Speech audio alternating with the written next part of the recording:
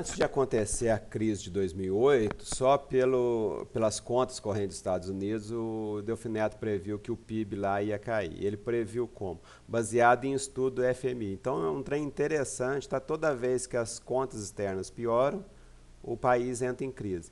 E o Brasil, não é que as contas externas nossas estavam muito ruins. Dessa vez foi a queda do preço das commodities. Como o Brasil é um país muito dependente das commodities, com a queda, com o fim do boom das commodities, nós tomamos um choque. A gente era rico e ficou pobre. Então, é esse ajuste que a gente está fazendo, é isso que eu quero demonstrar para vocês aqui. O pessoal fala que é culpa da Dilma, da nova matriz econômica. Eu não vejo nem a época áurea do PT devido à administração do PT, não foi, tá? Foi devido ao boom das commodities. E a queda do PT agora não é devido à má administração, mas ao fim do boom das commodities. Então, a tese central é que o PIB e as contas correntes eles são antagônicos. Quanto maior o PIB, pior as contas correntes, e para melhorar as contas correntes tem que cair o PIB. É isso que nós vamos ver aqui hoje. Então, tem um estudo do FMI no qual o Delfim Neto baseou os artigos dele. Tá? A gente repara que quando o PIB está crescendo bastante, ó, as contas externas vão piorando em média. Tá? E para que as contas correntes melhorem, o PIB tem que ficar crescendo menos. Isso aqui na média, né? Só que o Brasil, por ser latino e depender muito de commodities, esse trem é mais acentuado. Outros países são mais acentuados ainda do que o Brasil. Então ele mostrou aqui o ajuste externo que ele fez, tá, o Delfim Neto, na época da ditadura militar, ó, para que as contas externas melhorassem, o PIB que vinha crescendo na faixa de 10% na época do milagre econômico, tá? Enquanto estava tendo um milagre econômico, o Brasil estava indo para o buraco. E na medida que teve a recessão econômica, todo mundo fala mal do Delfim Neto até hoje por conta do ajuste que ele fez, tá? Para fazer o ajuste, você tem que cortar a PIB. É assim mesmo que funciona. O ajuste externo de 1999 do Fernando Henrique Cardoso, ele mostrou no artigo dele também, tá? Eu fiz 2 vídeos explicando esses artigos dele, depois eu ponho o link aqui embaixo para vocês. Então aqui a gente já nota que as contas correntes estavam muito ruins em 98. O Brasil teve que ir até o FMI. Hoje em dia o Brasil é credor do FMI, o governo brasileiro é credor em dólar. Então é uma situação totalmente diferente. Em 1998 a situação era muito pior. Em 1999 nós fizemos o câmbio flutuante. O câmbio flutuante não tem mais de 15 anos, tá? É uma coisa que deu certo no Brasil, está ajudando bastante o Brasil. Então, apesar da democracia não funcionar, aos poucos a gente vai adotando medidas corretas e não está havendo um retorno à burrice. Aqui o ajuste dos Estados Unidos, tá? A grande crise de 2008, tá vendo? O PIB dos Estados Unidos em 2009 caiu bastante e as contas melhoraram.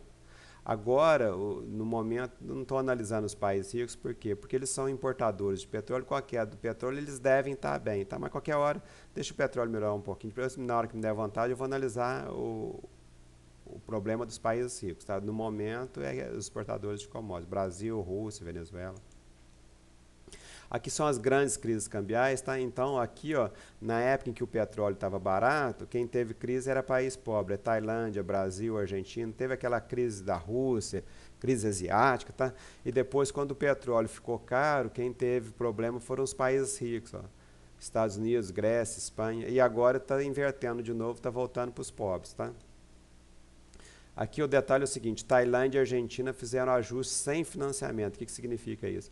Quando você tem prazo, tem tempo para fazer ajuste, tá? Tem financiamento externo, o ajuste é mais suave. E quando você não tem, você tem que fazer um ajuste mais bruto, mais brutal, mais brusco.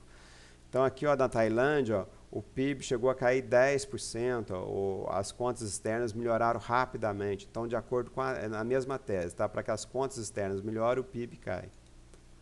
A Argentina, o ajuste de 2002, teve o calote da dívida externa, então olha lá, o PIB caiu 10%, mais de 10%, e as contas externas melhoram rapidamente. Então, com isso aqui, teve uma brutal crise social na Argentina, o pessoal fazia saque a supermercado, então o trem é brabo. Tá? Então, diante dessas grandes crises da Tailândia e Argentina, a crise do Brasil agora é café xicrinha.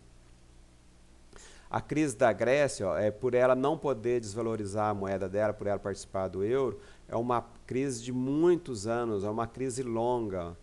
Mas olha que as contas correntes saíram de menos 15% e já estão positivas. Tá? Então o trem funciona, mas o PIB tem que cair. Tem que ter choro e ranger de dente. Assim, a austeridade é dura. Então, quando a Grécia estava fazendo merda, a mídia elogia. Quando a Grécia começa a fazer o ajuste, aí eles falam que a Grécia está em crise. Ou seja, agora que a Grécia está conseguindo consertar as cagadas do passado.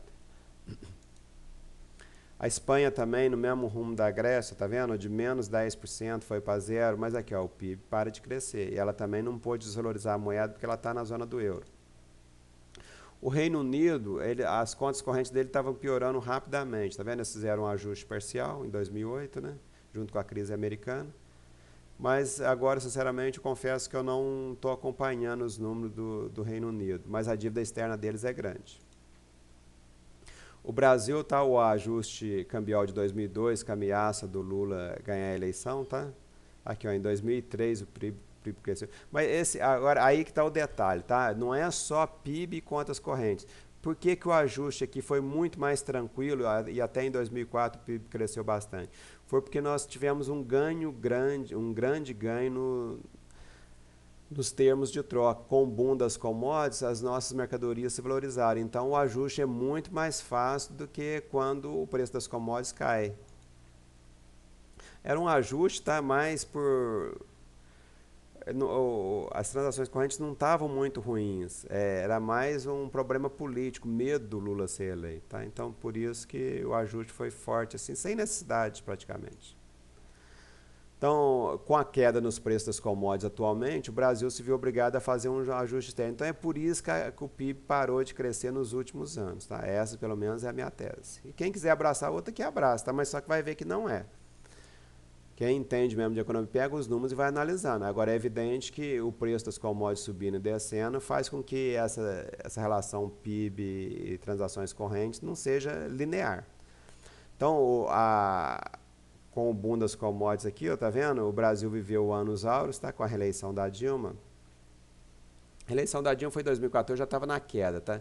Mas na primeira eleição da Dilma, tá? Em 2010, foi tranquilo, por quê? Porque o preço das commodities estava subindo, né? Então aqui ó, o Fernando Henrique até que viveu tempos bons, porque as coisas melhoraram, tá? Aqui na época do Delfim Neto, quando a coisa estava ruim mesmo, então o Delfim Neto pegou numa época ruim, mas braba mesmo, mas aos poucos as coisas foram melhorando. E agora teve uma primeira grande queda depois dessa subida, um pouco cheia de altos e baixos, tá? Mas agora que está tendo uma grande queda do preço das commodities. Acredito que vai reagir, né? Vamos ver. O preço do petróleo, então o mercado também, a democracia não funciona, eu erro, a mulher largou de mim, eu fiquei uns 2 anos sem ler livro, tá? Sem ler jornal, então eu baquei e eu não vivo disso, então não tenho obrigação nenhuma de manter vocês informados. Então eu parei de ler jornal e é evidente que fiquei por fora. Mas eu erro, a democracia não funciona e o mercado também é irracional. O preço do petróleo já teve a $145, tá? Aqui está corrigido, está um pouco menor. Mas já teve a $145 e agora a 30. Então o mercado também não sabe o valor de uma mercadoria. O preço oscila, isso significa que o mercado é irracional. O mercado também não é um Deus, tá?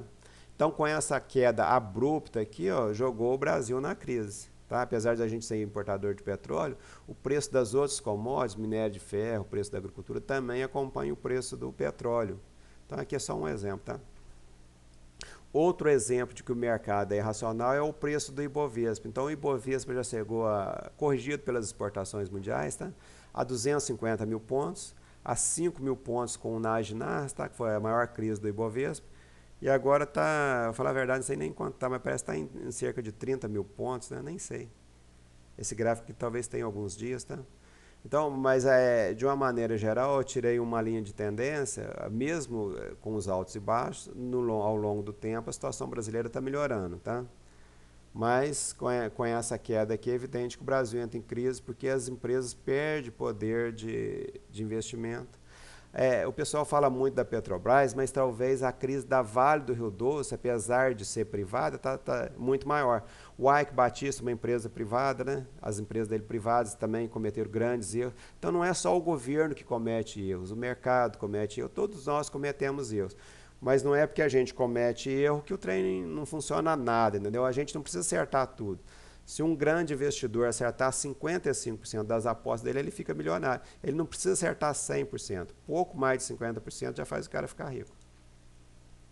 Aqui, então, a subida do dólar, tá?